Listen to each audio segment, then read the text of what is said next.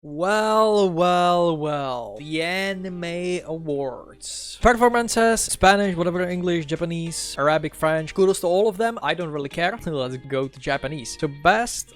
okay, mama, sure, yeah. Yeah, that's what I picked. That's what I picked. Okay, okay. Not bad. Okay. Next category, we have best ending sequence. Okay. Yeah, sure. Solo leveling request. And yeah, sure. Okay, yeah, sure. Yeah. Yeah, not bad. Not bad. Not a bad choice, not a bad choice. Next we have best opening sequence. Sure, fine. I don't care. Not that I did not like it. I think Abyss was better a little bit. I just loved Abyss. But yeah, sure, fine. Hey, whatever. What's next? What? What? What? Are they stupid? There is fucking Evan Cole! Hello? What the fuck? There is Look Back and Evan Cole! How did this piece of shit fucking won? What the fuck? Oh, hell nah. That's why I heard so much shit about these awards. Okay. The fuck? Oh boy. This is gonna be... Anime song. Oh shit. Okay, it's gonna win Blim Blim Bang, whatever. Okay, actually, must protect at all costs. Character, it's Anya Forge, like, whatever. It's every single year, I don't care. Best supporting character, don't really... What the fuck? Okay, man, like... So my whole speech about Fern not being really a supporting character, but a supporting character that has a lot of screen time to make herself be almost like a main character. Obviously Freegan is the main character, but like Fern got a lot of screen time, and it kind of like pushes Fern into the narrative of being more of the main character than a supporting character, especially in the later parts now in the manga as well. So my whole fucking speech about Fern not being really a supporting character is fucking Senshi. What the fuck are we doing? Best main character. I don't wanna look, man. Frieren, Kafka, Momo Okarun, Jinwoo. It's gonna be Jinwoo, right? Like, why? Whether hero, anti-hero, or villain, a main character is the face of their series. But it's not just their personalities or characteristics that make them beloved. It's their well-developed stories and the journeys they take us on that makes them worthy. What makes Sang Jin-woo worthy? Like, genuinely, what makes him worthy? The fact that he's the chosen one, that he's the fucking number one in everything. He basically became the strongest character in this series. In one season, he became the strongest character. What makes him good character? Nothing! Like, everything just works for him because he is the thickest plot armor. He's more thick plot armor than fucking John Wick. Like, this is not a great character. Where's Mama, aka the best character? The fuck are we... Okay. Is it just, like, is it because Solo Leveling is basically the most recent anime now? That's why we're picking Solo Leveling, because second season fucking exists. It's the most recent anime, so these fucking retards who are doing these just saw it as the last anime. So they're like, oh yeah, it must be good. Jesus. Best slice of life anime. Okay, let me see. Okay. Okay. Too many losing heroines. Fine. I'm not mad at this. It's not bad. That's not bad. That's not bad. Best drama. Okay.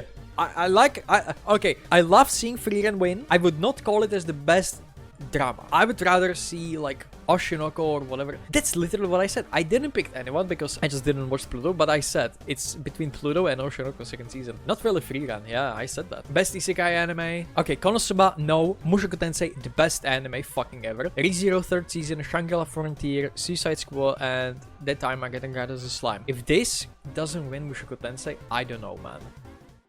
Okay. I get it. It's the third season of ReZero and it was really good. Brother, we are talking about part 2. We are talking about the part where his dad fucking dies. He loses his hand. We are talking about a season where his family reunites. He has to patch up his family things with his sister. And then his fucking father dies. And then we have the whole fucking episode of him and his family being alone. Whatever. The last episode of Mushoku Tensei, second core of season 2, is the best episode I've seen this year. Just because of the raw emotions. Fuck you. Best action. I don't wanna see. Demon Slayer is gonna win Demon Slayer. Okay, let's see. The action was good. I mean, I voted for it as well, so I guess I can't be a little bit mad. Thank God it didn't fucking win this piece of shit. Best comedy, I think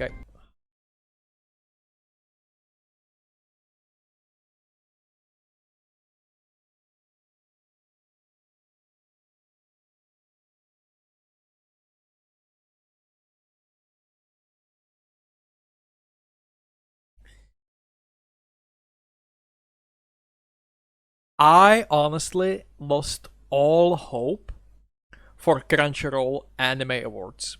I knew you should not take these awards seriously, but also I think the people running these awards should not be brain damaged. Did we watch the same fucking anime? What is the comedy? It's a brain rot comedy where a joke has no delivery line, it has no payoff, it has no joke. It is no comedy. The jokes are, do something in a exact moment that is not funny, doesn't fit the story. Do it for the sake of being funny. This was the most unfunny anime. And actually the comedy was the biggest issue for me watching the second season. Because it was constant pushing comedy that was not supposed to be there. This was not comedy.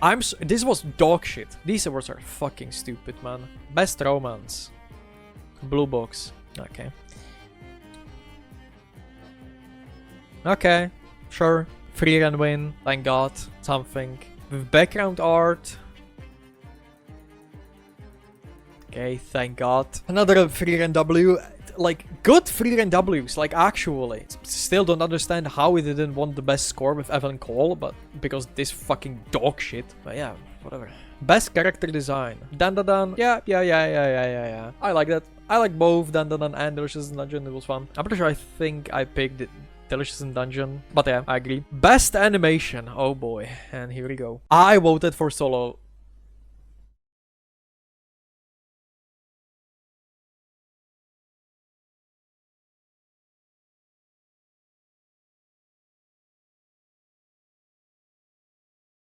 Best original and... What? Why? Have we seen the same anime? Hello? Have we watched the same shit? This is your pick? This is your winner. I'm done. I am done. Here is what I have to say about Ninja Kamui. The first part is insane. The second part, where it becomes a mecha anime, it is pure fucking dog shit. I genuinely dropped this anime because of the mecha. The mecha made this horrible. The animation dropped off, the characters dropped off, the storytelling dropped off, the action dropped off. Everything about Ninja Kamui, about the anime when the mecha appeared, fucking fall off. Everything. This is not a good anime, and it won Best Original Anime. It was good original anime, and then it became generic mecha dog shit anime. Yeah, we have Jellyfish Can Swim in the Night, by the way. Yeah, let's okay, let's see. 7.7. Wow, that's crazy. This is your winner. This is your winner. Best new series.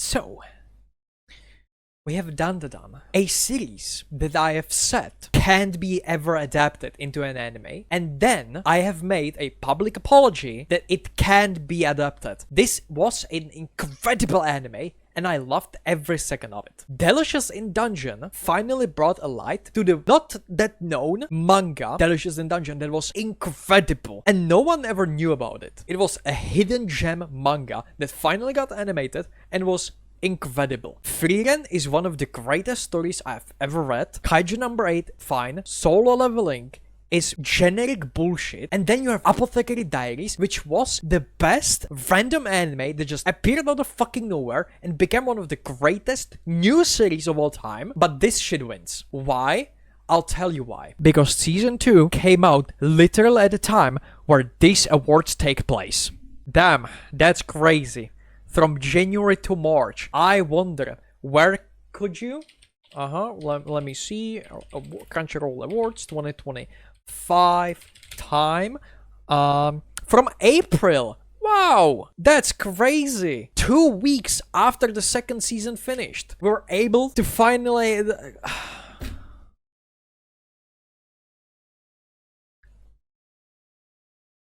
But why? Why is this? Why are we even talking about this? Demon Slayer is the worst anime ever. It's popular because of Ufotable. No, there's no, it's not. It's not best continuing series. If there was an award for the worst animated series, continuing series, then yes, this would win. Not the best continuing series. This is bullshit. Demon Slayer is the most overhyped and overrated bullshit that got extremely popular just thanks to Ufotable. If Demon Slayer was picked by any other studio that is doing like isekai bullshit, Demon Slayer would never be popular. Genuinely. Do you know that the Demon Slayer manga was not actually popular before the anime? No one fucking knew about the manga. It was just random generic manga that no one really cared about. But then Ufotable picked it up, made a first season, and then it became one of the greatest manga series of all time. Why? Because of fucking Ufotable, not because of the series itself. Hey there, a little more composed person. Let me fact check you on what I said. Here I'm on my anime list, which is the only site and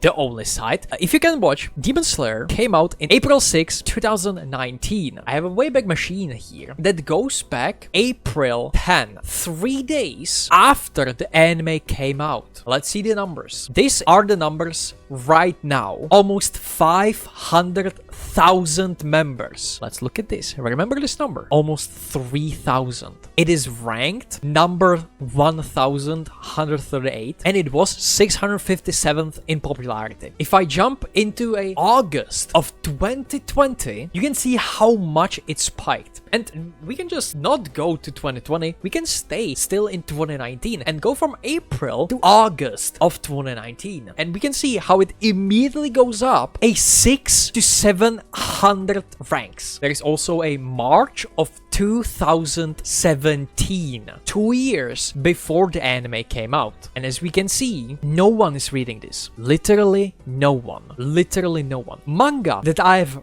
read and no one else have read has more members reading than Demon Slayer had year after its release and 2 years before its anime adaptation. This manga, Far East Chimera, that is not known to literally anyone, has the same amount of members as Demon Slayer had after a year of its release. Demon Slayer was never popular. It was a really bad, generic story that no one ever cared about, no one ever read, and no one ever talked about. And then, when Ufotable finally picked it up and they made a first animation of it and first season in 2019, that's when this series get extremely popular, and that's when Demon Slayer became a staple in the anime. Just because Ufotable is the studio behind the animation. If Demon Slayer was never animated, or it was animated by a different studio than Ufotable, it would never get so mainstream and it would never be as talked about and hyped as it is now. To further solidify my point, my argument, let's look at another Shonen Jump piece, My Hero Academia, from June of 2015, a whole year before the first season of anime came out. As you can see, it already has almost 10,000 readers. This already was a popular manga before the anime. Or this is a look on the manga Promised Neverland from August 2016, 2 years before the anime came out in 2019, the same year as the anime Demon Slayer came out, and it already has over 15,000 members. It's already a really popular manga. Demon Slayer was never popular manga. It was never a good story, nor it has a good characters. It wasn't well known manga, no one really cared about it, and it most likely would never get animated if Ufotable did not like it. Unfortunately, we are living in a world where people thinks that Demon Slayer is actually a good story just thanks to Ufotable. Thank you, Ufotable, for animating the worst manga ever and giving it the biggest spotlight that it never deserved. Film of the year. Thank God. Thank God. There's something good. Then anime of the year. Dan Dan Dan, Delicious and Dungeon, Freeren, Kaiju, Solo Leveling, Apothecary Diaries. I have said I don't mind anything winning, but obviously That's bullshit. I voted for Frieren because it is genuinely the best anime this year. It was extremely well made. It is really good animation. It is really good story. It is really good characters. It has just everything that you need with the best score. Actually not. Solo Leveling has the best score, apparently. The same could be said about Apothecary Diaries. It's on the same thing. It's just I liked Frieren way more because I've read the manga. I'm way more interested. So yeah, but the same could be said for Apothecary Diaries. The same could be said for Delicious Dungeon. The same could be said for Dandadan. Not really for Kaiju number 8. It's just that there are 2 sneaks in this, but hey, whatever. And Solo Leveling, not really. It has a good animation. It's pretty decent anime, but it's not the best anime. And so the anime of the year is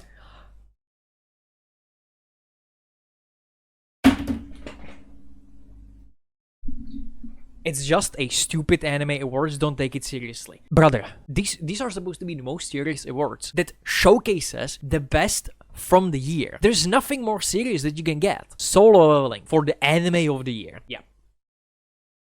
Yeah. Yeah. Okay. Okay. Okay. Okay then.